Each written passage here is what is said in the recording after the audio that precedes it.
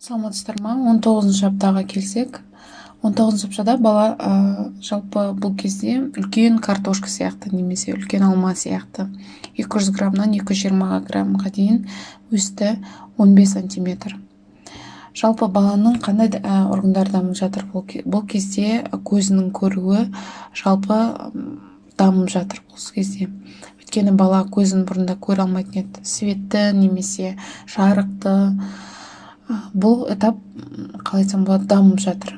Бұл әлі біткен жоқ. Көз анализаторларының дамып жатқан кезі. Бұл кезде жақында 1-2 аптадан кейін бала көзін ашады. Және де далада сізде жарыққа шықсаңыз, жарықты да байқауы мүмкін. Және де бала 19 аптада жақсы ести алады. Және де көбінесе ему рефлекстері бар балада, яғни ол емемдеп немесе демалғысы келеді, демалатын әрекеттер жасайды. Әрекеттер жасап, демалып, ол деген ішіндегі суда жатады, ол бала суын ішіп алады, ішіне оның бәрі жиналады асқазанына.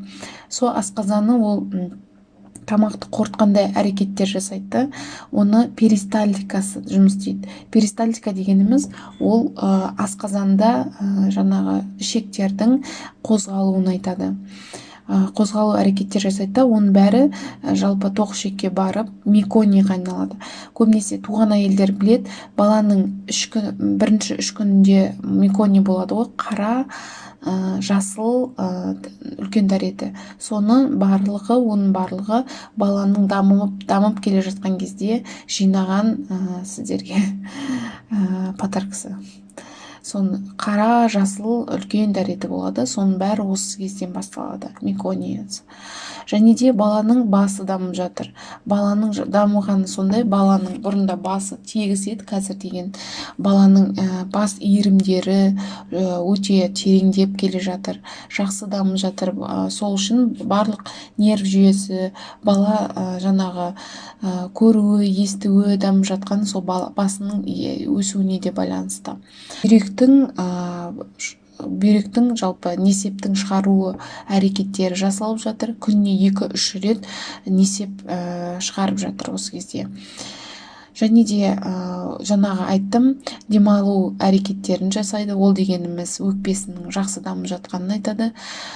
Баланың көптеген жалпы органдары дамып жатыр. Оның ішінде половая система дейді, қызды қызғылатын, жалпы влагалищесі, жұмыртқа жасушалары, жалпы жұмыртқасы қыздың, және де ұлдардың половой член дейді. Осының бәрі 19 аптада дамып аяқталып жатыр. Ол дегеніміз, сіз УЗИден қыз немесе ұл екенін осы 19 аптада дәл көре аласыз, қандай аппарат болса да. Және де баланың қимылдауы. 19 аптада, мен сіздерге алдында айтып кеттім, 18 аптадан 22 аптаға дейін жалпы бала қимылдау керек. Барлық әйел, бірінші жүктілік болса, екінші жүктілік болсын, осы аралықта бала қимылын білу керек. Егер сіздер осы 18 аптадан 22 аптаға дейін бала қимылын білмей алсаңыз, оның бәрін менде әлі балам қимылдаған жоқ деп гинекологыңызға айту керек. Өйткені ол өте маңызды. Балаңыздың ішінде жақсы дамып жатқанын, балаңыздың тірі екенін, барлығы жақсы болып жатқанын тек сіз енді апта сайын барып УЗИ жасай бермейсіз ғой. Сондықтан оның бәрін сіз біліп отыруыңыз керек. Не үшін қимылдап жатыр бала, барлығы жақсы. Қимыл дегеніміз баланың дұрыс дамып жатыр деген белгісі, былайша айтқанда. Және де әйелде қандай сезімдер болады? Әйелде көбінесе осы кезде іші қышуы басталады. Өйткені ішіңіз интенсивті тез түрде өсіп жатыр. Көбінесе бірінші рет жүкті қыздар іші әлі ондай жүктілікке бейім емес, енді бірінші рет жүкті болғандықтан әлі жалпы терісі олай созылып көрмеген өмірінде. Сондықтан қатты қыши бастайды. Егер екінші, үшінші туған болсаңыздар, ондай қатты қышымайды. Ішіңіз олай созылып көрген, оны біледі. Ішіңіз ондайды созылып көрмеген, сондықтан қатты қышу сезімдері болады.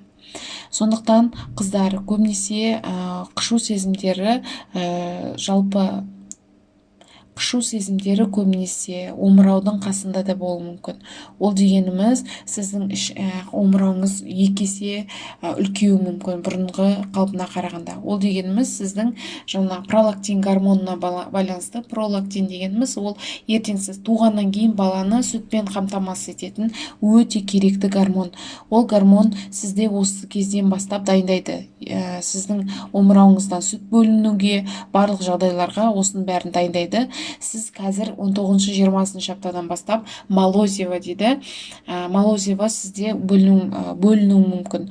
Егер сіздің емшегіңіздің ұшынан су сияқты түссіз нәрсе бөлініп жатса, ол барлығы жақсы, оған ешқандай уайымдамаңыздар. Ол сіздің жалпы ертең сүтке, баланы сүтпен қамтамасыз ететін гормонның бөлініп жатыр деген сөз. Сол қыздар, жаңағы барлық видеода мен сіздерге айтып отыратын нәрсе, барлық жағдайыңызды стресс жағдайынан өте алшақ болыңыздар. Қазір ештеңені уайымдамаңыздар. Тек қана балаңызды ойлаңыздар. Барлығы өткені барлығы сіз қыздар, сіздерге барлығы беріледі. Қыз болсын, ұл болсын, барлығын сізде балаңыз сезіп отырады. Сізде қандай жағдай болып жатқанын, өйткені барлық эмоцияның барлығы беріліп отырады балаға. Соның бәрі өйткені балаңыз әлі ести алады, келешекте көре алады. Сондықтан барлығы мұқият болайық, барлық стресстің бәрін артта қалдырайық. Сол қыздар, келесі 20 аптада кездесеміз. Құлай қойыңыздар. Келесі кездескенше.